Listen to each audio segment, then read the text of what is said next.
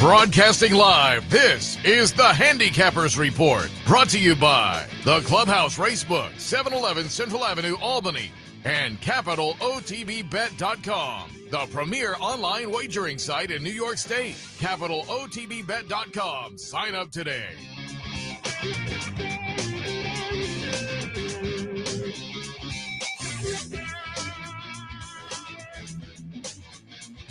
Good morning, ladies and gentlemen. Welcome to the Handicappers Report alongside Seth Merrow. I am Anthony Mormino on a glorious Saturday morning. Seth, I don't know what time you regularly get up, but I doubt it's as early as if you had a 16-year-old child in school. But at about 6 a.m. this last week, I think the dew point's been about 46 degrees.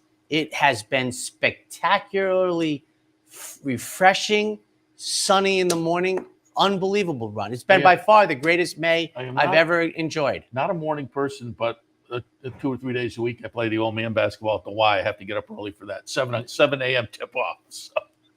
You voluntarily do 7 a.m. tip-off? I will say about 50% of the time the alarm goes off and I'm like...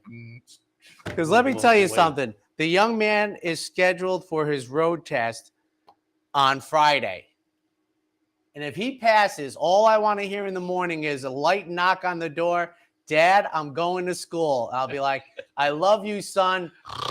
The days are because I have, it's been the greatest blessing of my life, parenting, but I would never have been a morning person. I probably have told this story before. Maybe Seth, you heard this. My freshman year at SC, I didn't really think much about it, but I had a Monday, Wednesday, Friday, 8 o'clock class. I never did that again. Oh, yeah. But after the freshman semester, I was like, I like these Tuesday, Thursday, hour and a half, start at 10, 11:30, 1 to 2:30. That became my home run. I actually had 2 semesters where I was able to do, so I had to start early, but I was able to do only Tuesdays and Thursdays. Yes.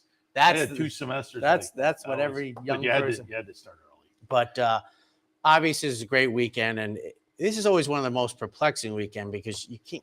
It's clearly not right to say Happy Memorial Day, which is not the idea at all. And I've said this I've said many times before. Our son's grandfathers were both fortunate enough to come back, and thus we celebrate Veterans Day. But obviously, the most solemn day of the year is on Monday. A generation ago, for me personally, this used to be one. It was one of the probably, not counting Breeders' Cup Day, one of the 5 biggest days of the year, and that's including the Triple Crown. I mean, you have the old Jersey Derby at Garden State, the Met Mile in New York, the Hollywood Turf Cup, which was a huge race out at Hollywood Park, and I'm sure Arlington used to have a big weekend, but still a big day out in Southern California with the Grade 1. Yeah, they New York bred stakes on New York Monday. Changed the whole idea about it. Couple of quick things before let me toss in one aside, which I will tie into horse racing because I know you're a golfing fan. Yes. And so how about that shot last week where he puts it in on the fly? And I was thinking, what are the odds of that? And I don't even know whether you could know in realistic terms. I mean, I'm sure that a statistician can, but because some holes, par threes, you just don't know if it went in on the fly. Well, he didn't know, and that's it. It's a television situation where you sit. But and if folks don't know, at the tournament last weekend, the PGA Championship, club professional comes and plays in the PGA and winds up getting exemptions and 15th and a big payday. But he holds it on the fly. A hole in one, and I thought that's it. But I'm tying it into horse racing because it shows golf is similar to handicapping horse racing in that you can have the big days and you can have the low days because he got the exemption this week. I like the metaphor. He finished up last in the first round this week, which is totally understandable. Yeah. I mean, that's got to be some week for that guy. I've only seen it on the fly once, and ironically, it was Freddie Couples, but because he had hit a ball in the water at the famous island hole, he teed it up hitting 3 and sailed it in.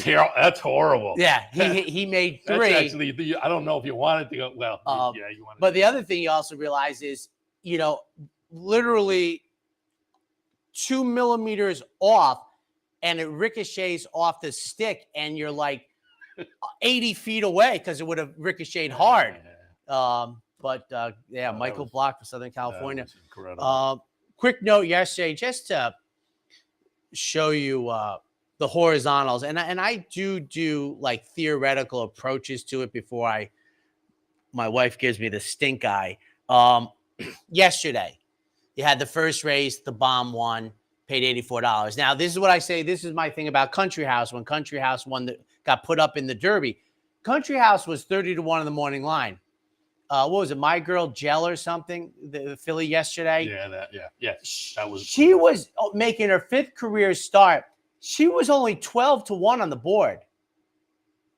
The fans made her 40-1. I presume it was David Aragona, who does a great job. He was within the stratosphere. And I mean, I never look at 12-1 shots and go, but I'm 41-1 shot. It's just something that I thought about a couple years ago when people start talking about what the parlay paid versus the pick 5 most often, but the pick 4, the pick 3. And then it dawned on me one time, something Brian Nadeau said to me about a Bill Mott horse that won a race late in a pick 5 at Saratoga and paid, like, for Bill Mott, a big number, like 30 something. And Brian just casually said, well, there's no way she was that price in the pick 5. And you looked and she was literally like 8-1 on the morning line. So I started doing things like the morning line parlay, the mutual parlay, and then the actual price. So yesterday in the early pick 5, how about this? And then now you have to, the mutuals are $2. The pick 5 is 50 cents. So I got to do some moving around. So I'm going to talk in $2 increments for our fans. The morning line parlay early yesterday in New York was just under 2,500. The mutual parlay, because of the first race, obviously, paid over 53, would have been 5,300. So basically more than twice the morning line parlay. And that's all based on the first race where David was far more correct than the bettors. But the pick 5, 14,239. Now it paid $35.59 for the 50 cents, but to keep it confirmed, I mean, so if they had 50-cent wagering on the morning line parlay, it would have been 624, 1336 for the, if you could bet 50-cent increments in the mutuals, which we can't. So bringing them in line, the parlay paid 6 times the morning line and nearly 3 times the mutual line. Yeah, that was definitely a pretty now good here's one. The pick 6 yesterday, which was the back end, paid $12.15, which wasn't too bad when you look at the, there were no bombs yesterday after the first race. But here's the thing. 3-1 shot won the opener or the first leg of the pick 6. Know It All Audrey was even money in the first leg of the pick 6. I would love to know what the pick 6 would have paid with her winning to get a function of 12.15. That kind of data very much interests me across the board, as it would with knowing what the pick 5 early payouts would have been with all the others. So you only get that information when it's the last leg. Yeah. But my thing is the information exists, and I would like to have it because I think it's very interesting. Like, would that pick 6 going down to $300? Because Brian explained to me, just because the $8 winner is much different than the $4 winner, which would have been Know It All Audrey in the pick 6 most times. Would she have sliced it in half? Would she have sliced it in thirds? I mean, I would like to know. Yeah, you have to figure that the short prices, the chalky prices are getting leaned on heavily, obviously, with multiple horses. But My Girl Jell on the flip side was the longest price on the board at 41-1. Yes, by far the longest price, but not as a function of the morning line. Yeah, no, one of the winners, the third race winner, 20 cents to the dollar. Now that horse was an entry 1-5 on the morning line for Chad and went off at 1-5. But the kicker is, I mean, you didn't mention what? the pick 5, $3,500.50. The pick 4 was $44. Shoosh. Well, and Brian Nadeau has said a couple of times. Well, you saw he says if you get by you can get by one horse in the pick 5, and that's the perfect example. If you can get by, I'm telling you, the education's coming. I'm going to do it. I'm, the son is about to be a junior in high school. And my wife tells me he's well fortified for school for whatever we have to pick up. But that's, and to me, I've said this before, Mind That Bird, you didn't get enough. I got far more than Country House. Country House was like a $50 horse, folks. I mean, it was not a $120 horse. I mean, you go back and look at it. I've said it many times. The fan let that horse. Oh, what? We kind of alluded to it last week when we were in here, but I haven't seen you since last week. That's how it usually goes for us, Seth. I've talked a bunch about the Preakness since okay, yes.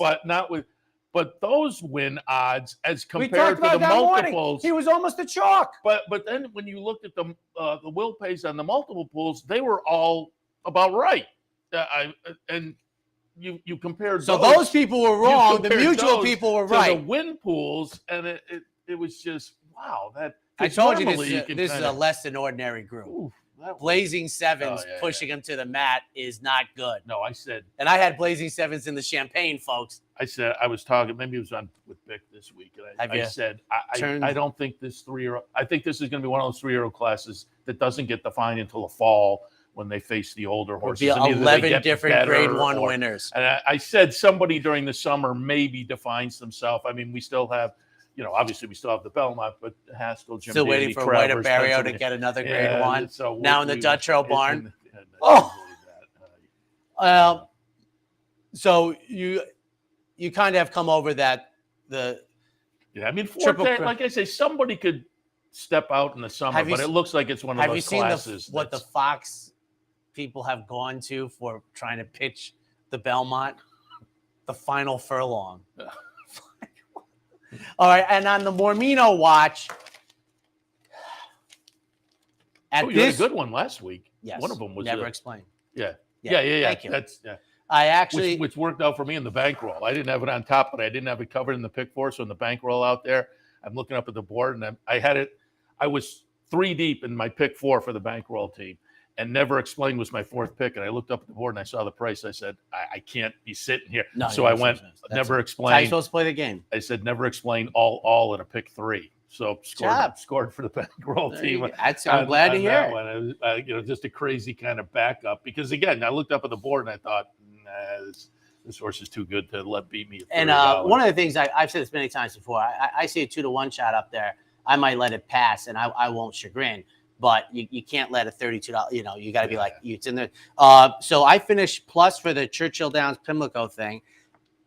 Since May 28th, when I resumed doing this, I am $18.06 behind. And you're probably saying, well, how is it 6 cents? Well, because I had Petulant win on the undercard of the Kentucky Derby. So I've had 820 races, and I'm $18 behind. Also, by the way, when we changed in midstream last year, and they started having me do Del Mar, I had National Treasure for the good folks in the debut on the undercard of Flightline's Pacific Classic. And by the way, paid more than he paid to win the Preakness Stakes, folks. So it wasn't a $2.40 Bob Baffert horse. Kudos to John Velasquez. But and I'm going to play it square, folks. I was not good the first 4 weeks when I came back, Seth. I was pretty bad getting my training wheels off. So the first month, I was a negative 31. So actually to date, I'm actually plus from opening day at the track. No, I knew you had one that Never Explained was a good one to have on top. So, and that guy said, somebody asked you, well, what'd you do, Preakness Belmont? I was 3 for 28 plus ROI. I'm like, so we've had this discussion, which is of greater value to the people. I think both have value, but I'm not going to argue that Never Explained. Winning money. So, I've tried to explain this because the audience that has stuck with me for 25 years, I consider it, if you take the time to turn us on. And my part, I take it very seriously. And I am sweating bullets here, Seth. I mean, I have the long legal pad, not the short one. The short one is daily notes, but I have the long one keeping this up to date, and it's been through a lot, but I'm there, and we're trying to get there. I will say the one thing I've done is I haven't taken it from a January 1 to December 31st. It's like a 12-month running cycle, and I saw in the form printed out, Marcus Hirsch has done it, and his has been at about, I think, 1,000 races. I'm at 820. But I think Marcus Hirsch is right there at $2. I'm at like $1.99, but it's a big difference to me. Yeah, absolutely. We'll see. Good luck. Yeah, if I can have, this is where I could cheat, and I'm not going to. I do think if I took the favorites across the board, I would eliminate. I'm going to watch to see if that would eliminate my negative return to the races. And if I like last year in May, I was like minus a lot of money that I had to pick up. So if I have a good May here, I think I'm going to make it for the 12-month cycle of June 1 to May 31st. But I'm not going to play it that way, certainly when you see some of the horses I picked today. All right, let's jump in. Yes. I'm going to take a look at Churchill a little bit later on, and we'll kick things off with Belmont for this Saturday to kick off the Memorial Day weekend. Belmont's opener maiden 40 claimers going 6. You know it's a mic drop moment, right? Oh, that's it. I mean, people, that's like 736, folks. We are not playing it as Fast Eddie Felson said the second time he played Minnesota Fats in the Hustler. We're playing it fast and loose here, folks. 736. Got a couple first-time starters, 4 of them going in for the tag. I think we have the only one whose first-time tag that's run is the 8-5 favorite, Happy Bob. 736, as you see, for me. And Al's Frosted for Charlie Baker makes the debut from the outside, 6-1 in the morning line for the offspring of Frosted. Costs $100,000, so their accountant is not too happy with this. But some solid workouts. So one of the things I really kind of changed, but really was more about learning, Seth, was I've almost become more focused on first-time starters, their second to last workout, not the last one. When I was a kid growing up, it was always the last one. But I really think it's trainers that changed, Seth. It wasn't that I was completely wrong before. I think trainers have changed where the last one before the debut, they already kind of know good, bad, or middle what they have. So the second one was a bullet in a shorter field. So Al's Frosted, my top pick. For second, the first-time tag who was previously run. Number 3, Happy Bob. Gelding listed for the first time. Seasonal debut, very believable. And for third, Talkin' Pharaoh. 736 in the opener.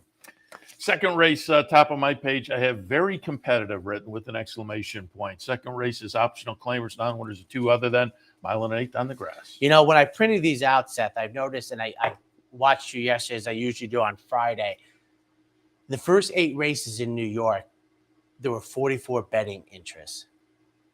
You know, you had that Chad Brown 1-5. I mean, but, very competitive today. I'm 4-5-2 in here, and this is a race. And, even if Night Jumper wins, folks, I'm not going to be surprised. But the other 4 betting interests, there's no way you'd be surprised. And these are the races where the horizontal players, I'd love to just listen to them talk. I mean, the general rule I've been told, Seth, is you can't take all 4 of them like this. Yeah. You have to make a stand. And I like to say this is a 2.5-hour stand in this race. Well, good luck to you. I'm 4-5-2, Bob. Portfolio company for Chad Brown, making the second start since New Year's Day. Got beat at 6-5 at Keeneland on income tax day. I think that should set this runner up very nicely. Joel Rosario, who's been aboard this horse before, won up at Saratoga aboard. For a second, number 5, Space Launch, making only the 3rd start since July, 2nd start since September. The seasonal debut for Christophe Clement has run well before off the bench, so I am not worried. I get Irad in the saddle for the first time, and you can feel safely that you're going to get crushed on the price. Seth, I think at this point, my opinion is we have not seen anything like this, and young people won't know this, since Angel at Saratoga in the 80s. I mean, there was one yesterday that I thought it's got to be Irad. I forget what the horse was, but I looked at the horse and it's like, oh, they got to be betting Irad. Yeah, and then number 2 from the Hedge, Daunt, going out for a Bobby Robato, second start of the year. Nice tune-up race in the early part of this month. 4-5-2. The 6 is an MTO. Third race at Belmont, maiden $75,000 claimers. They'll go 1 mile on the grass. And you see the proliferation of turf racing with the weather standing up. 2-1-7. Linda Rice, variable cost, gets my top pick. She plucked this one away from Chad Brown in the debut for $40K. Now, by Kingman. Now, by now, certainly our audience is dialed in. I was ahead of the curve on this thanks to the network and watching British racing. But Kingman, this is what he does as a stallion and as a runner. A mile on the turf. Here we go. 4-1 on the morning line in the new barn, running for 75. You like to ask Linda Rice, like, yay or nay, it gets picked off. You get the cash, but I might want the horse. But she's not willing to try maiden special weights. I think she'd be sitting on the fence. I mean, they don't pluck a lot for 75, but we'll see. Broken Spur, 7-5 for Belmont. Second career start, ran for 40, now makes what I think is a huge leap. In this sport, we always talk about the biggest drop is maiden special weights to maiden tags. But I'm telling you, it's a horse of a different color. Maiden claimers, maiden 40s and 75s. And for third, making the debut on the outside, Mischievous Angel. I'll be interested for Chad Brown, Peter Brandt, 6-1 on the morning line with Flavian Pratt. I'll be very interested to see what you get on the board. 2-1-7. Yeah, I used Mischievous Angel on top, but you mentioned it with the horse earlier. They paid $600,000. They come back for 75. With these connections, they don't. But you also wonder on the other side, like Linda reached in for 40, but it's a different mindset to reach in for 75. Yeah. Like she picked it off Chad. Okay. Because here you really have, like I said before, if the horse wins, you're doomed. Yeah. Fourth race this afternoon, we're looking at optional claimers with a non-winners of one other than condition. At Belmont, they'll go the 1-turn mile. 6-5-2 for me, folks. Smooth Flying Mike making the third career start for Jane Seville. Obviously, you follow Tampa Bay Downs through the years. This runner has run 6 furlongs, 1 on debut. That was at Tampa. Went up to Parks for a 2L. Now comes in here from the outside. Now, I have to say that I would want a little bit better price in here because I think this is a very deep race. For second, Winter's Lion is 2-1 for Joe Sharp, coming off 3 consecutive stakes races on the turf. And for third, number 2 for David Jacobson, owner, trainer. Irad gets the call. You don't get the price. 6-5-2. Fifth race this afternoon, we're looking at maiden specials going 1 mile and a 16th on the grass. And the 8 is an MTO, 4-3-6. Doral for Belmont. These are the Royal Delta fans. They add blinkers this afternoon. Beaten favorites twice in a row. Now comes to New York for the first time. Draws a much better post position than the outside post. Number 10 in a field of 12 down at Keeneland most recently. New jock today, Jose Ortiz for second. Number 3, Todd Pletcher's runner. 13-1 on debut. Gets beat a length and a quarter, finishing fourth. And for third, Chad Brown's runner, Utilization Rate. Just got beat at 3-4. Most recently, comes back again. But here's the thing for me. And you just have to deal with it for a generation, folks. You have Irad and you have Chad Brown.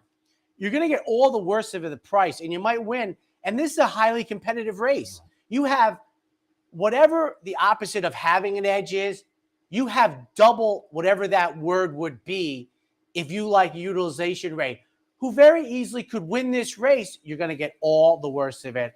4, 3, 6. And who is the dark horse play of the day?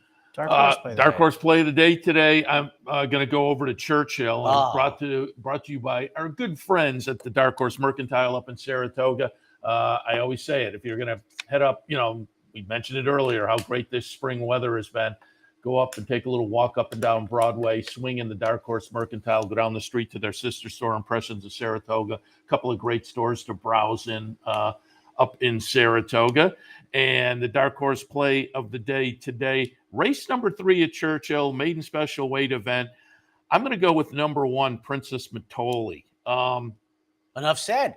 Got to be an offspring of Matoli, the first crop. Yeah, and I think he's off to an okay start as a sire. Now, on the bottom side, the only sibling was sixth in its lone start. And that was just a week or so ago, the older sibling. But there's a he had a winner. He did. Do you have the stats? Yeah. I think I want to say 1 for 3 or maybe a little more than that. I mean, he did have a winner. In fact, I think I looked it up. I think he had a winner overseas someplace too. But it's a limited number. It's a limited sample at this point. But so as I say, he's off to an okay start as a sire. And there's a string of workouts that are okay. The 1-2 back stands out a little bit. I like those. So again, I'll go with that one, attracting Luis Saez. I think there are a couple other firsters in here that are also a little bit intriguing to take a look at, and maybe play around with in exactas and whatnot. But for me, dark horse play of the day today, race number 3 at Churchill Downs, horse number 1, Princess Matoli. And we'll be right back with the second half of today's action from Belmont. It's been referred to as possibly the best equine-themed gift shop on the planet. Impressions of Saratoga. Impressions of Saratoga, celebrating the Saratoga and equestrian lifestyles. It's your number 1 choice for Saratoga souvenirs, apparel, and gift shopping. We have gifts for the entire family, and we're pet-friendly too. Visit us online at impressionssaratoga.com or come on down. Impressions of Saratoga, 368 Broadway, downtown Saratoga. Capital OTB is now streaming live on Roku. The RTN Racing channel on Roku lets you watch OTB TV live through your Roku device or your Amazon Fire Stick, rather than being limited to computers and mobile devices, which means you can now watch OTB live wherever you are. Simply open Roku, scroll to find the RTN channel, then click on OTB TV. OTB TV on Roku. Try it now.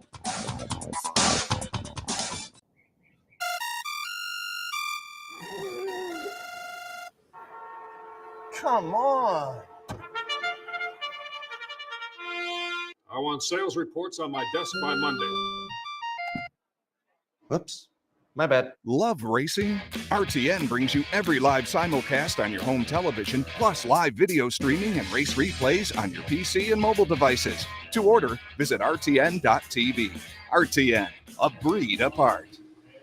Welcome back to the Handicappers Report on this Saturday morning. Seth, Merrow, and Anthony Mormino. I'll look at Churchill in a little bit, but we'll continue with Belmont now. Race number 6. Optional claimer, non-winners of 2 other than 7 furlongs the trip. 1A, 3, and 2. David Jacobson has an entry listed in here. Mine is scheduled to break from number 5 post position, and with different jocks listed, take of it what you will. 2 races back at 25K. At Sanity, David Jacobson reached in, had a good effort at Pimlico. I guess they took the train and they're working their way up like the old days. So Safa's Day, my top pick, part of the entry. For a second, number 3, Bill Mott sends out Vito Rio, going out after a I love penny breakage for the math, but at 0.92, so odds on favorite, try to make every pole a winning one, going 9 at Keeneland. Just got beat. How about this? You got to go back to your owner. We got beat less than a length. You don't get a check, though. You ran 5th. For a third from the rail, number 2, Happy Farm. 1A, 3, and 2. Race number 7, stakes action this afternoon at Belmont Park. The Soaring Softly Grade 3 event, $75,000 up for grabs for the 3-year-old fillies, sprinting 7 on the grass. Hard to believe, but 24 years ago, the first winner of the Breeders' Cup Filly and Mare Turf at Gulfstream Park, 1999. Yep. And I am waiting with bated breath because I have circled the matron. Will you go back, or is the party over with American Apple after the 47 to 1 that helped that ROI significantly? Oh, yeah. I mean, it's fun. I mean, obviously they don't come around every day, and you don't even really need 90, but a $50 mutual, basically ends it for me. She was my top pick in the Breeders' Cup Juvenile Turf, and I thought she ran okay. She was down, and she led for a brief while. I mean, she was down inside. I remember we were talking about that. You said, "Well, I'm not gonna get that same price." And then it was a better price, right? And at the top of the stretch, I thought, "Oh, she's gonna do it again." And I do think they shouldn't have one. If there was one for fillies, she might have won it. I mean, she was tough. It wasn't. And I said this before, Seth. I said she was 30 to 1 on the morning line, and you were kind enough to put my whole spiel on her. That race at Kentucky Downs was, I don't know what more you could want. I mean, I know she's jumping into stakes action. She's good. Now, this might be a bit farther than she wants to go. But if she gets an easier pace, she can keep going. She's not in my mix though, but 4-2-1. But she was my play the next time out. Queen Picasso for Christophe Clement, debuted in March. Now takes on Winners for second. Love Appeals. Christophe Clement's runner 2 for 3. Lifetime has done this exclusively in their career. And for third, Lady Beth for Chad Brown, 4-2-1. I think, by the way, turf racing starts at Woodbine today. I heard them talking yesterday while on your show, and I think today, Saturday and Sunday, they have a whole bunch of them up there. Yeah, it wouldn't surprise me. Obviously, the weather is playing into it. The 8th at Belmont, $25,000 claimers going a mile. 168 for me, and my friend's beer, very popular at the claiming box. Peter Walder claims his horse off of a victory. Now comes back going the mile for a second. Glory Road. Wasn't that the movie about the 1966 college basketball? Jose Ortiz takes them out. Linda Rice drops down. 1 for 32. Got beat for 40. Comes back at 25. Does stretch out to the mile. And for third, Dust Devil. 168. I was going to say that was the Springsteen song, but that was Glory Days. But speaking of 1984. Music, I was taking a walk in the park last night after I got home. So it was probably about 7 o'clock. Oh, tremendous. Saratoga Park. And I was over by the Hall of Springs, and it was clearly prom night. There was a bunch of girls in prom. Right. But then I walked by the door, and they were playing Girls Just Want to Have Fun. And I thought, it's 2023. Isn't that like 20 years old? And they're 20 years old, 1986. But that's what I thought. I thought 37 years old. No, it was 1983. I thought, is 20 years? Oh, yeah, that's the one. Is 20 years right? And I looked it up, and it's 40 years old. And then I thought, well, the equivalent is, if they were doing the equivalent when I graduated from high school, Glenn Miller. They would have been playing like Al Jolson. Yeah, Glenn Miller. I do that all the time. I love that time. Oh, by the way, in case you want basically a table in the treehouse at Saratoga Travers Day, take a guess. It's basically a bingo chair and a table. Because you're asking, I'll say 500. Close. 400. Okay. Wow. Good for them. They'll be building more of those tree houses. It is a nice location. Absolutely. I will readily admit I've been up there for a couple of events. The 9th at Belmont today, allowance non-winners at 1 other than a mile and 3/8 on the grass. I looked at this race. I made a mistake, and I've said this to my audience, and I do not do it very often. There's few things that I'm exceptional at, and I'm exceptional at this, and I made a mistake this time. I looked at this race too long to come up with my top pick. That's not the way you're supposed to do it, in my opinion. I'm 1-4-5. I've said it before. He's not the chalk, but he's half a tick away from being the chalk. So maybe because it's inflation adjusted and Mike Maker, maybe Dominic Cecchino's Dancing with the Stars will go up to 3.5 to 1, etc. But in my opinion, I was supposed to pick between the 2-5-6, or the 3-5-6. But I'm Dancing with the Stars.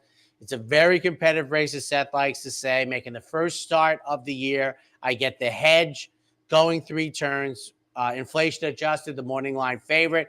With Irad, maybe he's going to be 6-5, and maybe I'm going to be 3-1, and I'll be happier and Swing Low, 145.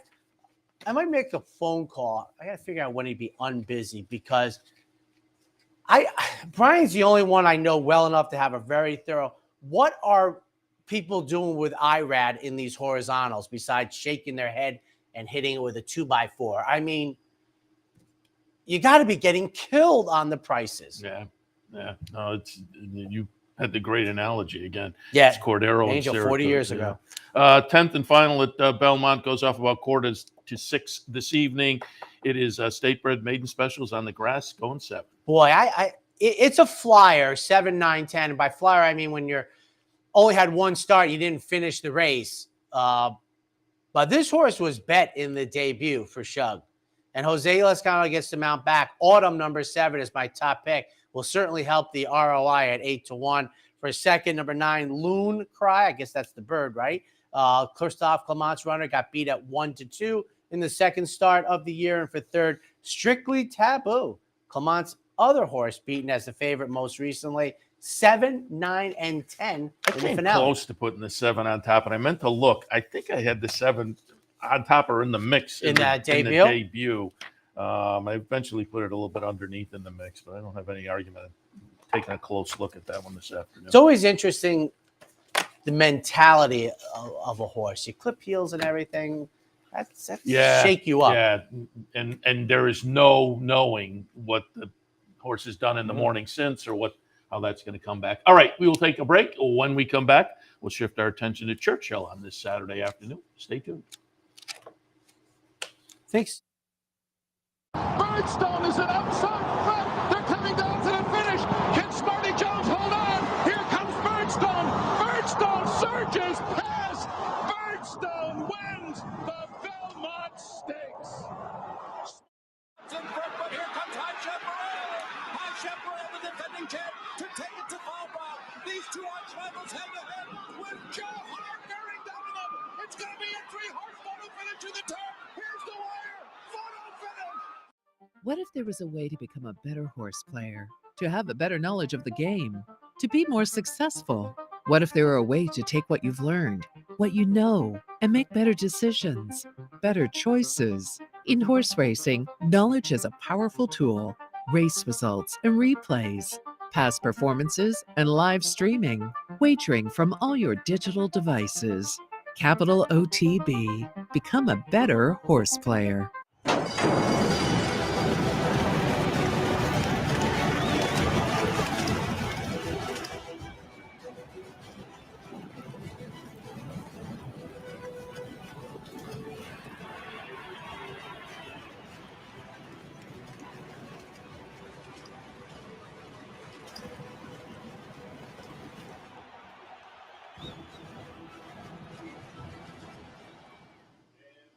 And welcome back, ladies and gentlemen. Handicappers Report alongside Seth Merrow. I'm Anthony Mormino. At the top of the hour, racing across America. Seth, who do you have for the good people? We'll be joined by Tim Wilkin. Tim was down at the Preakness as part of the notes team for Maryland Jockey Club with Dave Joseph. And I think Mike Kane was part of that. I will say with the result of the race and no Triple Crown and everything, to me, the big news is Maryland racing. But that's for another day. Yeah, we talked a little bit about that with Frank Vespi. Seemed to have made a sharp right-hand turn someplace. And you can pull up the replay. Frank does the racingbiz.com. That's his website, which concentrates on the Mid-Atlantic and Maryland. And he's at the, Maryland racing most of the time at one of the tracks. And we talked a little bit about the situation, which they had seemed to have righted the ship. And then the last month or so, it seems like, maybe not so much. So fingers crossed, because that's, for years. It's important. One of the staples of Mid-Atlantic racing. I know Delaware has just reopened, but really Delaware is softened up. All right, let's get a Churchill Downs 11 race card on Saturday. Claimers. I didn't finish. I got Tim Wilkin for last. And then Ellis Starr is going to talk about some of today's stakes races. Very good, very good. Claimers in for 40, going a mile 16th on the dirt in the opener. 7-3-4-1. She's cold as ice on top for Steve Asmussen off the claim, owned by his son. That has been the game plan for the past. It seems like going back to Oaklawn. The family has been involved. You see Steve owning some of the horses. The son, the wife owns some of the horses. But this one off the claim, I like the confident move up from the 20 claim to the 40 level. Won that last race down at Oaklawn. So we'll put that one on top. Second slot, we'll take a look at Good Penny. Luis Saez on board for Ron Maquette. Nice win, too, back down at Oaklawn. Claimed out of that. Tried an optional claimer starter allowance last time. That was probably a little bit saltier than this bunch. So I think this horse gets back to maybe a better class level.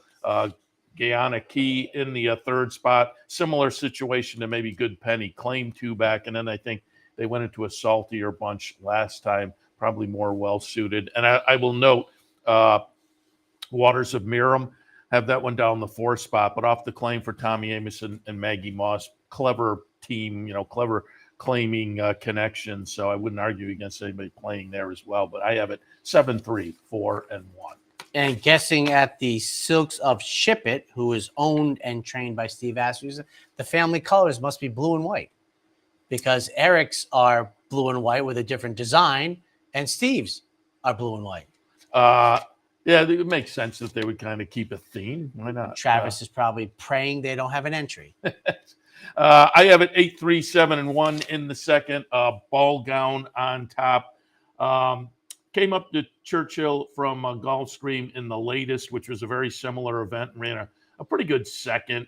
I would think off of that. And number-wise, consistently is tossing numbers that maybe have a little bit of an edge on this bunch. So it seems in good form. And again, number-wise matches up nicely with this group. I did put Ship It in the second spot. Ran third last time down at Oaklawn off a little bit of an early season layoff. That was second off the claim. This is third off the claim. And again, now gets to kind of string a couple together. Has been working over at Ellis. I would expect this horse to run well, particularly with this bunch. I think has the look of one that'll be competitive with this group. And then Coexist, lightly raced. Clearly the latest was the best effort, was claimed out of that race and moves into the barn of a relatively high percentage trainer and attracts Luis Saez again, who was on board for the win last time for, different connections. But again, given the scenario of seems to have figured it out, Luis Saez sticks. Coexist is dangerous in here as well. For me, in the second, 8, 3, 7, and 1. On to the third, copying very wisely Saratoga's idea of these restricted 2-year-old maiden special weight races, where at the last auction they had to have sold for $50,000 or less. And I just can't figure out. Sometimes in the racing form they put the R up there. Sometimes they don't. This one they didn't, but they have it parenthetically down in the conditions. Well, once it's like $17 a day on the newsstand, they'll get that in for you. I have it 1, 2, 6, and 7. Princess Matoli on top. Again, I talked about this one earlier as the dark horse play of the day. Matoli off to an interesting start in the sire career. Again, the only sibling was sixth in its career debut and its lone start. And again, that was just about a week ago or so ago. But this one working decently. The work 2 back was pretty good. Trainer, not known for first-time outrunners, but I was also interested that Luis Saez elected to ride. So we'll go with Princess Matoli on top. But there's some other interesting horses in here, including Luxuriate by Outwork. Outwork is kind of a first-out sire that's a little bit interesting. Last year, Outwork had 65 first-time starters, 13 winners, 3 seconds, 7 thirds. Pretty good numbers there. Siblings produced by the Dan McGeeve. Won in the third career start. Midnight Pleasure won its debut. So I thought the Mark Casse runner had a little win early, top and bottom. Lou Anna, Fast Anna, another okay sire with first out runners. 26 of them last year. 5 wins, 3 seconds, 5 thirds. So I think this horse could be a player and at a little bit of a price. And Omaha Beach, limited starters so far, but might be off to an interesting beginning to the career. Goes out for Doug O'Neill in debut.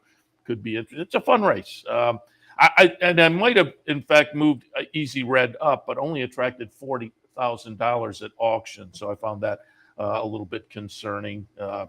Only 40, but in the world of high-priced yearlings, that's a low price. But again, fits in with this group under the conditions. So for me, in the third, 1, 2, 6, and 7. I always have to remind myself that Fast Anna was a boy. Yeah, I would like to meet the owners and ask them, like, is there something? But on to the fourth, we have starter allowance on the dirt going 1.16 miles. 5, 3, 4, and 6. I'm going to put Bear Oak on top. In the hunt more often than not this season. And so overall good form, overall good numbers. Went from Turfway to Keeneland last time and just missed in a good try. So I think this horse is just overall, again, in good form this year and matches up pretty nicely with this particular group. Don't forget on the recent numbers, maybe the one to beat, particularly that last down at Oaklawn. Comes up to Churchill. Christian Torres sticks on board. And again, off the last number, really a couple of the last 3 numbers, probably winds up being the one to beat. And then in the third spot, 50-cent dollars. Plenty of early speed for Chris Hartman. Also coming up from Oaklawn. Also seems to be in good form and has been knocking on the door. But knocking on the door with a string of third-place finishes, which is a little bit concerning. But for me in the fourth, 5, 3, 4, and 1. On to the fifth. Optionals in for 100, 3X, 5.5 on the turf. 3, 2, 5, and 6. I'm going to put Sharp Hero on top. There are 3 dirt races showing on the page. The latest was the last race, and it was a 5th place finish, but it was an okay number. It was a stakes try. You go a little further down the page though, and the Kentucky Downs try I thought was okay given it was Kentucky Downs, but the Hawthorne try just about a year ago, a little less than a year ago, that was a pretty good effort. And again, you combine that with what I thought was a nice try in the stakes last time. I think this horse may be well spotted in here, sticking to the grass, cutting back to a sprint distance and making the third start back. So 10-1 on the morning line, Sharp Hero on top. Love and Money in the second spot for Cherie DeVoe.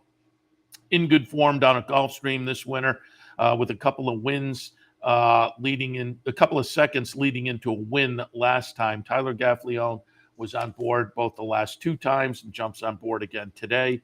And then Happy Soul in the third spot. Comes out of a string of stakes races for Wesley Ward. 7-5 on the morning line. Might justify that. Might wind up being the one to beat. I didn't think, though, looking at the recent record, going about halfway down the page, you're, 6 starts down, 7 starts down before you see the last win, and that was over a year ago.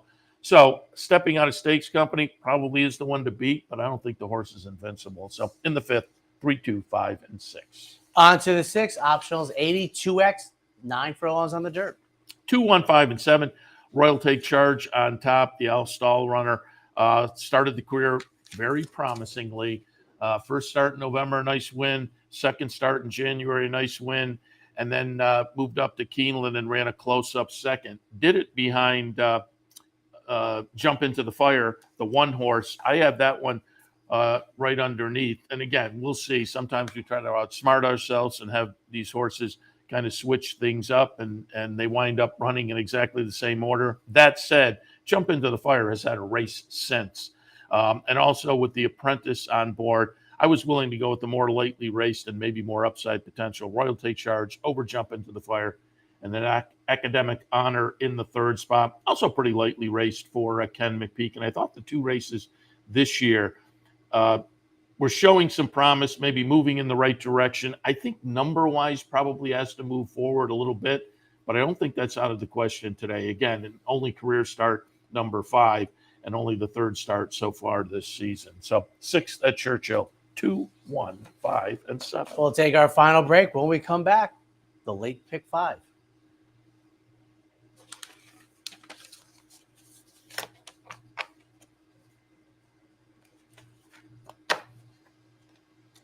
No matter where in the world you are, the excitement of wagering on horse racing is just a click away. You'll get live streaming, past performances, race replays, our virtual tote board, analysis and selections from professional handicappers, a simple, safe, and secure wagering platform, and best of all, you get track prices. CapitalOTBBet.com. Bet any place, anytime at CapitalOTBBet.com. And be sure to download our new mobile app from the iTunes Store or Google Play. Capital OTB is now streaming live on Roku. The RTN Racing channel on Roku lets you watch OTB TV live through your Roku device or your Amazon Fire Stick, rather than being limited to computers and mobile devices, which means you can now watch OTB live wherever you are. Simply open Roku, scroll to find the RTN channel, then click on OTB TV. OTB TV on Roku. Try it now. The Clubhouse Racebook is the Capital Region's new home for racing and sports. 25,000 square feet of Vegas-style action with live wagering on the best horse racing from around the world. 260 flat-screen televisions and state-of-the-art wagering terminals. So don't miss out. The fun is only minutes away at 711 Central Avenue, Albany, just off exit 5 of I-90. And don't forget, if you can't make it to the Clubhouse, you can always wager online 24/7 at capitalotb.com. Welcome back, ladies and gentlemen. We're up to race number 7, Fillies and Mares, maiden special weights, a mile 16th on the dirt. Does look like Corsini has an edge in here. So I went 8, 3, 5, and 6. Brendan Walsh runner. Nice series of improving buyer numbers. Nice bullet workout coming into this. Just missed breaking the maiden last time. Blinkers go on today. I just think there are a number of things that kind of give this one a little bit of an edge in here. So I'm going to tilt towards Corsini. Second spot, Lady Samaritan. 2 starts so far. Nice improvement. Start 1 to start 2. I wouldn't be surprised to see that continued kind of improvement in start number 3. This one, to me, once you get past the top pick, it becomes a little more evenly matched. And so this one, to me, with the 2 starts and maybe a progression in the right direction was interesting, but I don't think has any big edge on some of the others in here. Toffee at 20-1 on the morning line. I'll be interested to see if that holds up. Because I think this horse absolutely fits with this bunch, particularly off the last start.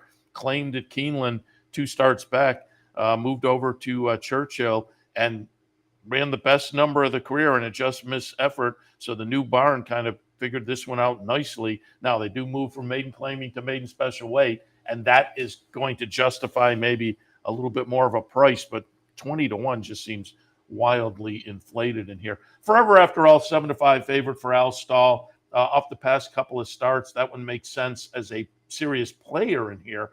I don't think any kind of a huge standout, though, by any means. And also, you look at the conditions and whatnot. It is Forever After All is a 4-year-old with 125 compared to the majority of the field with 118 pounds in here. So 7th at Churchill, 8, 3, 5, and 6. 8th race, the 1-turn mile, which always makes fun to watch. Optional claimers in for 100, 3X. 6, 7, 2, and 4. Santos Dumont on top. The bullet workout attracted my attention. Chris Hartman trainee has been off a little less than a year, 10 months or so. But I think, the question is, will the horse come back ready to run? Comes in with a bullet workout, but you look at the string of workouts through April over at Keeneland, there are a few bullets in there. I just think this horse is signaling in the morning that he's going to be ready to run in the seasonal debut. And if that is so, I think is a square fit with this bunch. And because of the layoff, maybe at a little bit of a price. Kupuna in the second spot, 8-5 on the morning line. Brett Calhoun, Raylu Gutierrez coming off a nice try in a little stakes race here last time. Makes a lot of sense. But again, another one of those I don't think is an absolute standout in this bunch.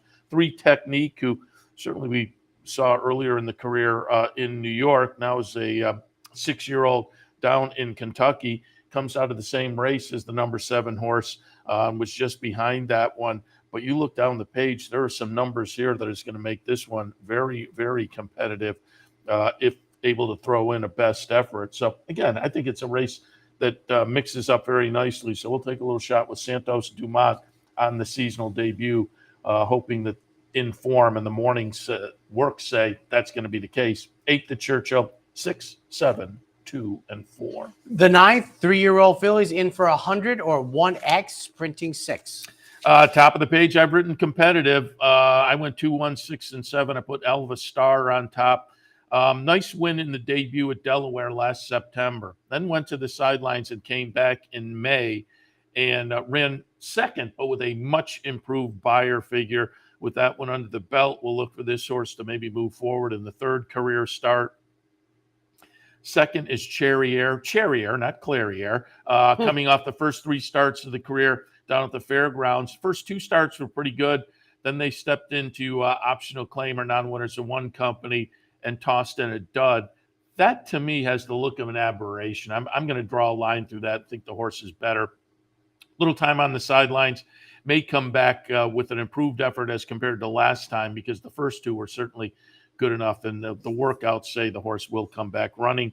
Fogo Island in the third spot. The debut effort over at Turfway tabs this one as a horse with a little bit of potential, but does have to answer the dirt question mark this afternoon. By Speightstown, I think the horse will be okay. But again, because of the surface switch, I just thought others were maybe a little bit more attractive. In the 9th, 2, 1, 6, and 7. Feature this afternoon, 3 turns, 12 furlongs on the turf, the Kirtana. 5, 9, 10, and 7. I put Miss Yearwood on top. 6 to 1 on the morning line. Another one I'll be interested to see if that holds up. And it may, but I thought the Keeneland race last time really put this horse right in the thick of things. Ran the 1.5 miles at Keeneland last time. And, we're getting to a kind of a specialist marathonish distance with this 1.5 miles today. But she did it successfully last time at Keeneland. So I thought the 6 to 1 was a little bit generous. But it was an allowance event as compared to stakes company. So we'll see where the odds hold up. Talbeya in the second spot, 12 to 1 on the morning line for this Marcassi runner. Christian Torres on board.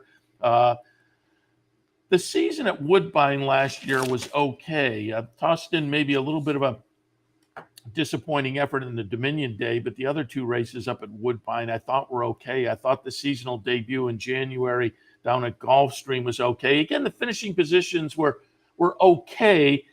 Did have that win in the first United States start. Subsequently, again, the finishing positions other than Dominion Day were okay. They were off the board, but tossing okay numbers. And I thought the horse was playable in here at a price. Again, particularly given that first start just about a year ago, first start in the United States at Woodbine. Sparkle Blue in the third spot for Graham Motion. Seasonal debut was in a stakes race right here at Churchill. And I thought it was one to build on, and I think this horse can be a player also. In the 10th at Churchill, the Kirtana, 5, 9, 10, and 7. And wrapping up, 3-year-olds and up, maiden special weight, 6.5 on the dirt. 111, 3, and 7. I'm going to put Mulligan on top. A couple of nice starts where the horse has been knocking on the door with 2 starts, 2 second-place finishes by Violence. If you watch enough, I like Violence as a sire of win early type, so I think Mulligan is going to be a legitimate player in here. Third start with that win early breeding. Paddington in the second spot. First-time starter from Brad Cox with a couple of interesting workouts underneath. And Space. 2 starts last year for Belmont. One at Saratoga, 1 September, Belmont at Aqueduct. They were okay. They weren't much, but this is the kind that I would not be shocked to see come back as an improved 3-year-old. In the 11th and final at Churchill, 111, 3, and 7. And that wraps up our look at Churchill Downs as we kick off the Memorial Day weekend. Remember, New York didn't run on Thursday. They're going to be running on Monday. Will you be present? I will. I will be in special on Monday. Monday night. Monday edition of OTB Live. Yep. Remember the old days when they had Thursday night football and it would be Monday night football, special Thursday night edition type thing. So remember, big racing. And I didn't look yet, but I have. It's become a New York bread day. Like day before the Travers, Memorial Day have become New York bread days, which is great. He stays, I go. You have Tim Wilkin and Ellis Starr on wrapping up. So the march continues for yours truly, and it will be like good luck weather winkies. It will be a weekly update. Have a happy and safe weekend, everybody. And remember what Monday is truly for. We'll see you next time. All right. You're watching OTB TV, a service of Capital Off Track Betting.